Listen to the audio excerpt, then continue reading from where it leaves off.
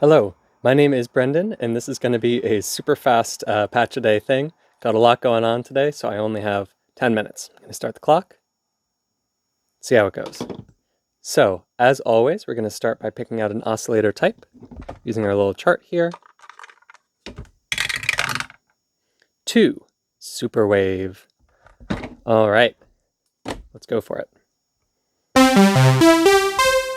So we've made a couple different types of sounds so far. We've made a bass, pluck, sort of a brassy sound.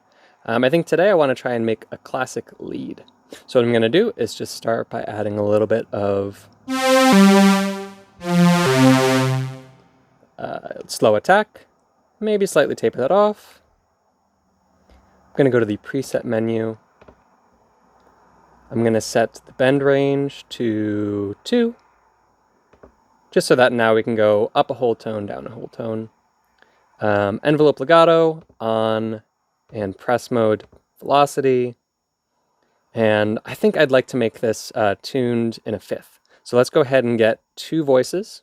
And let's say they're going to be spread, I think a fifth would be 3.5 apart. And it'll actually be slightly detuned, which I think will add to the effect a little bit. So let's engage the unison. Oh, there we go.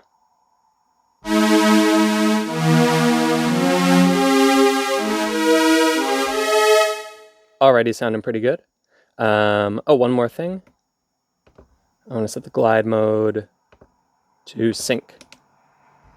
Maybe get it set to a 16th.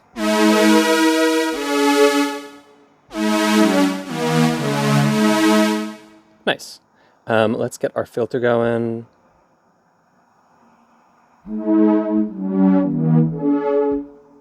I think I'm going to map the press to that filter cutoff amount.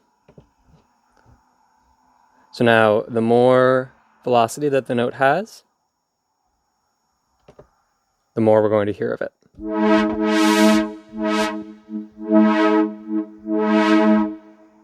Very nice. I'm going to slightly boost the decay.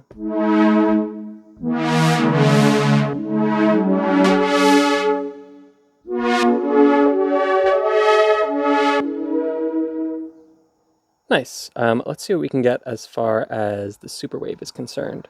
So we already have a bit of detune going on. Let's hear what happens if we add some more.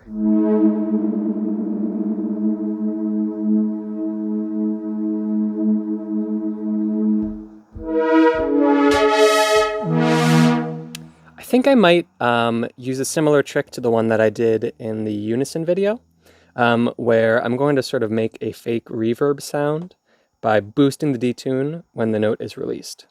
So let's think a bit about how we're going to do that.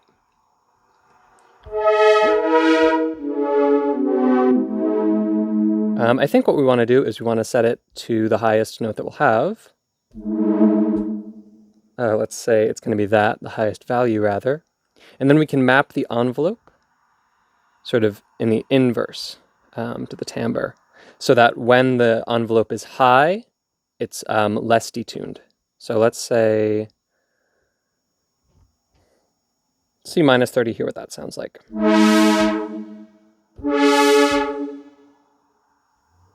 Maybe let's have a bit more decay so we can really hear that.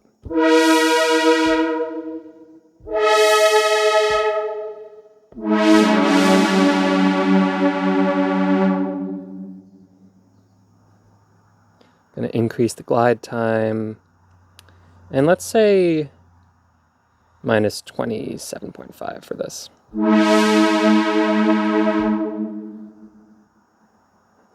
Maybe even less. Okay. Yeah, I think minus 26 is good. So we hear it coming in just at the tail end of the sound there. Beautiful. Let's see what else we have here. So wave, of course, is going to select which waveform we have as the basis of our superwave. I'll hear what the square wave sounds like. I'm kind of curious. I still think I like that classic sort of saw sound. And lastly, we have the volume, which is just going to control the amount that the detune sort of is present. I'll keep that at about 82.7. Let's see what else we can add here. We can, of course, add a little bit of a pitch warble. And you know what we can do is we can have that also come in as the envelope sort of increases. So what we can do is map this assignable knob to that LFO to pitch connection there. And let's set that to, say, 0.6. Hear what it sounds like.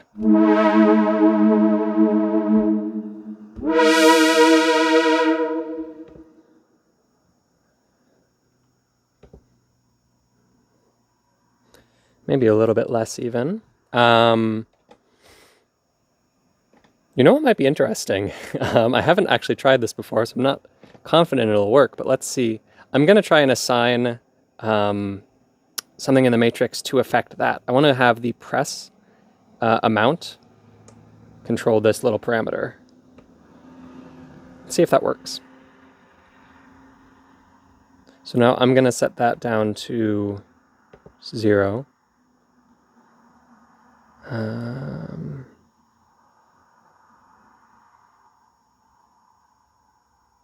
Oh, no.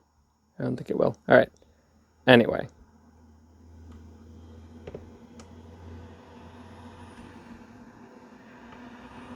Tragic.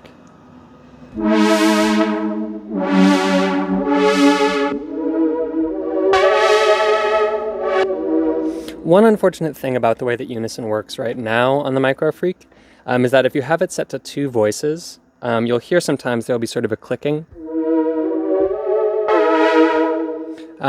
That's because it basically is treating it as like a 2-voice polyphonic mode, and each of those 2 voices have the unison detune on them.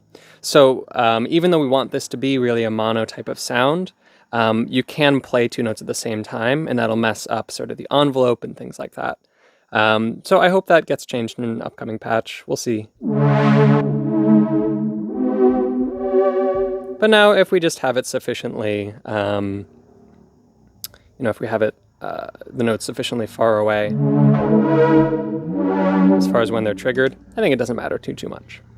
And one last thing is I think I'm going to change the press mode back to aftertouch because I want to be able to sort of adjust that on the fly.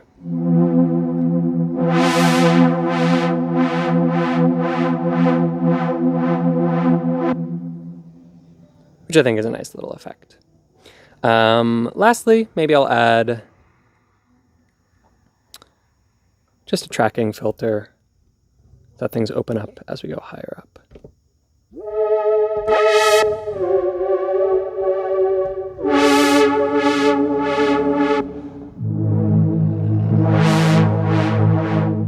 I'm going to say that is more or less done. Let's give it a name and wrap it up.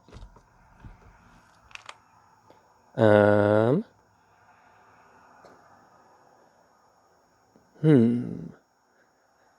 going to go with Patsy. I think that's a nice name. So we'll mark it as a lead. P A T S Y.